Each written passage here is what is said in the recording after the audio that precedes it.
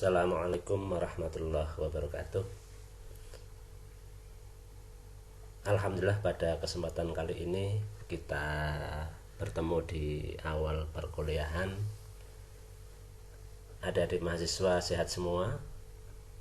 Alhamdulillah. Semoga kita semua diberikan kesehatan di masa pandemi yang belum berakhir ini.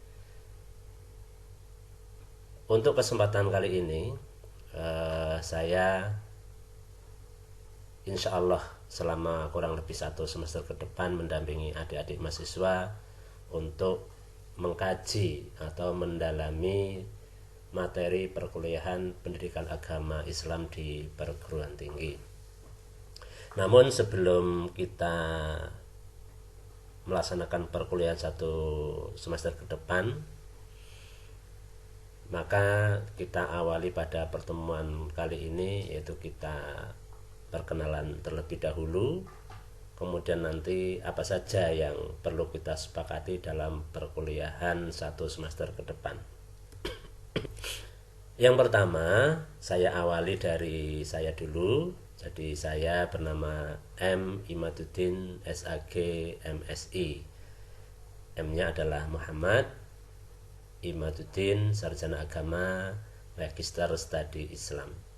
Saya berasal dari Desa Seliling, Kecamatan Alian, Kabupaten Kebumen. Dari desa, adik-adik mahasiswa semua ya. Kemudian saya di Semarang, beralamat di Dinar Elok, H11 nomor 1, RT 3, RW 21, Meteseh, Tembalang, Semarang. Istri 1 yaitu Eka Setiawati, sarjana hukum Islam, sarjana pendidikan. Putra 2 yaitu Novel Najmi Aula dan Agni Rahma Aula. Pendidikan seperti semua, saya berawal dari sekolah dasar, kemudian MTS, MA, kemudian S1, kemudian S1 lagi di Unisula, kemudian pasca sarjana di UIN Wali Songo Semarang. Ini kontak saya, silahkan bisa dicatat, atau adik-adik mahasiswa juga sudah punya karena sudah ada di grup WA. Mungkin suatu saat adik-adik mahasiswa memerlukan kontak atau memerlukan informasi, silahkan bisa melalui WA. Tujuan perkuliahan, jadi di dalam perkuliahan tentunya ada arahan atau tujuan-tujuan yang hendak kita capai dalam 1 semester ke depan. Dan perkuliahan yang pertama diharapkan setelah kita belajar perkuliahan agama Islam, yang pertama tentunya dapat melaksanakan ajaran Islam secara utuh. Artinya apa? Pemahaman yang mungkin selama ini adik-adik mahasiswa ketahui mungkin dirasa sudah cukup lengkap, tetapi ketika kita bertemu dengan permasalahan-permasalahan yang ada di akhir-akhir ini, tentunya kita merasa belum memiliki pemahaman yang luas. Maka tentu kita harapannya setelah kita mempelajari perkuliahan agama Islam ini, harapannya kita dapat melaksanakan, ya tidak hanya mengetahui pemahaman, tapi dapat melaksanakan ajaran Islam dengan utuh. Tidak hanya kewajiban saja yang dilaksanakan, tetapi kesunahan-kesunahannya pun kita bisa melaksanakan dengan baik. Yang kedua, harapannya adalah memiliki wawasan yang luas tentang ajaran Islam. Ajaran Islam itu sangat luas, sehingga perlu kita mendalami tentang ajaran-ajaran Islam sehingga kita menjadi manusia yang memiliki pemahaman yang luas tentang ajaran Islam. Yang ketiga, memiliki akhlak yang mulia. Rasul ketika pada masa awal atau pra-Islam, sebelum datangnya Islam itu, maka Rasul menyampaikan innama bu'istu liutammima makarimal akhlak. Saya Rasul itu diutus untuk menyempurnakan akhlak. Kenapa tidak yang lain? Pengetahuan misalnya, keilmuan misalnya, atau yang lain. Kenapa akhlak yang menjadi barometer utama ketika Rasul di awal penyebaran Islam? Karena waktu itu kita kenal dengan masa jahiliyah, artinya jahiliyah itu sering kita maknai masa kebodohan. Masa kebodohan di situ bukan berarti mereka itu bodoh, itu tidak. Mereka pandai berperang, memiliki strategi perang yang baik. Tapi kenapa dikatakan masa jahiliyah atau masa kebodohan pada waktu itu? Karena dari sisi moral, dari sisi akhlak mereka itu memiliki kemunduran, sehingga Rasul diutus untuk menyempurnakan akhlak di awal masa penyampaian dakwahnya itu.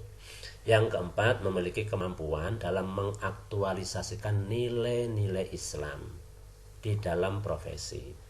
Adik-adik mahasiswa tentunya yang sudah bekerja atau mungkin nanti setelah selesai akan bekerja, tentu memiliki profesi yang berbeda antara satu dengan yang lainnya. Tetapi nilai-nilai Islam selalu kita bawa. Maka ketika kita ada nilai-nilai Islam yang selalu kita bawa menjadi pribadi kita, maka dimanapun kita bekerja, maka kita akan selalu diharapkan kehadirannya oleh lingkungan kita. Dan juga dalam kehidupan sehari-hari, dimanapun kita berada pun, tapi kalau nilai-nilai Islam itu ada, maka kita akan menjadi manusia yang selalu dirindukan oleh manusia yang lain. Pendekatan metode pembelajaran, nanti perkuliahan kita diskusi dengan cara bagaimana membaca, kemudian menjawab pertanyaan di tema yang ada di buku materi pendidikan agama Islam yang sudah saya buat. Perkuliahan menggunakan beberapa aplikasi, nanti bisa aplikasi Zoom atau Edmodo atau WA. Nanti kita gunakan secara bergantian. Tentunya sebelum perkuliahan, nanti model perkuliahan akan saya sampaikan sebelum jam perkuliahan melalui ketua kelas yang ada di grup. Kemudian untuk informasi perkuliahan yang saya sampaikan lewat koordinator kelas, kemudian disampaikan kepada teman-teman yang ada dalam satu kelas. Ini rincian pertemuan dan materi perkuliahan dalam satu semester ke depan, dari pengantar kuliah pada kali ini, nanti pada perkuliahan 2 dan selanjutnya sampai pertemuan ke-16. Evaluasi. Proses perkuliahan nanti yang pertama dalam proses adalah presensi kehadiran saudara-saudara semua, kemudian sikap di dalam perkuliahan, kemudian ada tugas akhir yaitu tugas mandiri, UTS dan UAS. Tugas mandiri nanti Bapak akan memberikan tugas menghafal zikir dan doa setelah sholat fardu. Ini adik-adik mahasiswa tentunya setiap hari sudah mendengar zikir setelah sholat, misalnya Astaghfirullahaladzim alladzi la ilaha illa huwal hayyul qayyum wa atubu ilaih, la ilaha illallah wahdahu la syarikalah, lahul mulku wa lahul hamdu yuhyi wa yumiitu wa huwa ala kulli syai'in qadir, dan seterusnya sampai selesai. Kemudian doa penutup misalnya alhamdulillahirabbil alamin hamdasy syakirin hamdan naimin hamdan yuwafi ni'amahu wa yukafi'u mazidah ya rabbana lakal hamdu kama yanbaghi li jalali wasil karimi wa 'azimi sultanik, dan seterusnya. Bisa adik-adik mahasiswa bisa browsing atau lewat buku tuntunan sholat, itu ada zikir dan doa setelah sholat. Silakan nanti adik-adik membuat tugas di video, kemudian dikirim melalui WA saya. Jangan lupa diberi nama, kemudian name dan jam perkuliahan. Atau bisa menggunakan Google Drive juga bisa. Waktu 10 minggu dari pertemuan pertama. Silahkan disiapkan dengan baik. Kemudian nanti ada UTS dan UAS. Ya, evaluasi nanti penilaian dari kehadiran saya bobot 25%, kemudian hafal zikir dan doa setelah sholat ini syarat lulus, saya poin 20% ini sebagai tugas, kemudian UTS 25% dan UAS 30%. Nilai, jadi nilai di Universitas Semarang yaitu A sampai E. Kita lanjutkan. Tata tertib perkuliahan. Pertama, mahasiswa wajib hadir pada waktu mengikuti perkuliahan, ya, perkuliahan daring tentunya. Kemudian wajib mengerjakan UTS dan UAS dengan sebaik-baiknya. Tidak ada ujian susulan untuk UTS dan UAS kecuali dengan alasan yang jelas. Mahasiswa hadir minimal 75% atau 10 kali dari tatap muka atau daring, kemudian mengerjakan dan melaksanakan tugas-tugas yang Bapak tanggungkan. Maka jika kalian memenuhi maka minimal C. Kemudian jika adik-adik mahasiswa mengerjakan dengan baik, kemudian tugas-tugas terpenuhi dengan baik, maka minimal nilai yang Bapak berikan B. Kemudian jika semua poin di atas adik-adik laksanakan dengan baik dan sempurna, tentu Bapak akan memberikan nilai A. Tata tertib ini bersifat mutlak dan apabila ada kesalahan pemberian nilai nanti, maka silahkan mengajukan perbaikan dengan menyertakan alasan yang dapat dipertanggungjawabkan selama masih dalam waktu perkuliahan.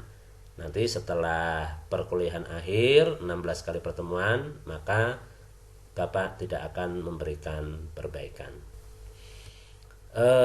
Kemudian referensi atau buku, tentu setiap perkuliahan adik-adik mahasiswa tentu idealnya memiliki buku sebagai acuan referensi bacaan. Minimal setiap mata kuliah ada satu buku sebagai pegangan. Nah, pada kuliah PAI ini Bapak sudah membuat buku yaitu materi pendidikan agama Islam membangun karakter akhlak mulia. Bagi yang menghendaki buku PAI, silahkan bisa dikoordinir oleh Komting atau ketua kelas. Ini yang bagi menghendaki. Setelah terkumpul, maka salah satu perwakilan silahkan ke rumah saya untuk mengambil buku. Untuk biaya ganti cetak buku satunya Rp40.000. Tentunya bagi adik-adik mahasiswa yang menghendaki silahkan dikoordinir oleh ketua kelas. Bisa pendidikan agama Islam untuk perguruan tinggi umum, ini bisa adik-adik cari di toko buku. Pendidikan agama Islam arah baru pengembangan ilmu dan kepribadian di perguruan tinggi juga bisa. Atau buku teks pendidikan agama Islam pada perguruan tinggi umum, ini juga bisa di perpus USM juga ada, silahkan dicari. Kalau pas tidak ada mungkin sedang dipinjam oleh teman yang lain. Atau ini pendidikan agama Islam untuk pendidikan perguruan tinggi juga bisa. Atau buku-buku penunjang yang lain, sehari-hari Islam, kemodernan dan keindonesiaan, epistemologi Islam skolastik, pendidikan agama Islam, pendidikan karakter Islam, dan literatur lain yang sekiranya bisa menunjang. Saya kira itu untuk perkenalan pagi atau perkuliahan kali ini. Nanti setelah ini nanti Bapak berikan kesempatan untuk adik-adik mahasiswa untuk mengajukan beberapa pertanyaan. Nanti kita diskusi di dalam awal perkuliahan ini. Saya kira itu, kurang lebihnya mohon maaf. Wal afu minkum. Assalamualaikum warahmatullahi wabarakatuh.